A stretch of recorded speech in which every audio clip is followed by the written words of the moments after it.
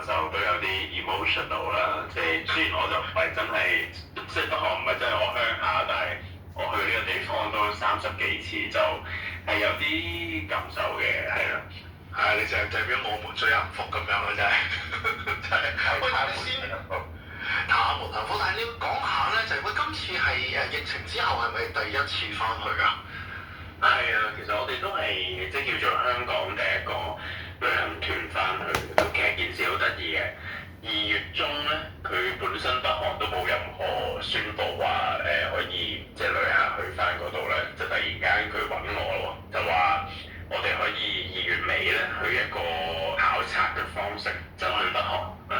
咁就下個禮拜出發咁樣嘅，就叫做來一場說走就走的朝鮮旅行咁樣啦。咁我就揾我哋啲以前我哋好多團友啊，或者有興趣嘅人啦，咁啊真係有5、6個人陪我哋癲啦，咁啊1個禮拜內問到老闆攞假，或者佢哋本身放開長假，咁啊一齊去，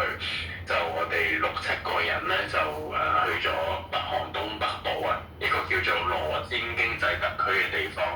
咁就同以前大眾認識嘅平壤咧個距離都相差幾遠嘅，因為羅尖經濟特區係近中國東北，可能係已經去到差唔多黑龍江啊或者海參崴嗰邊嘅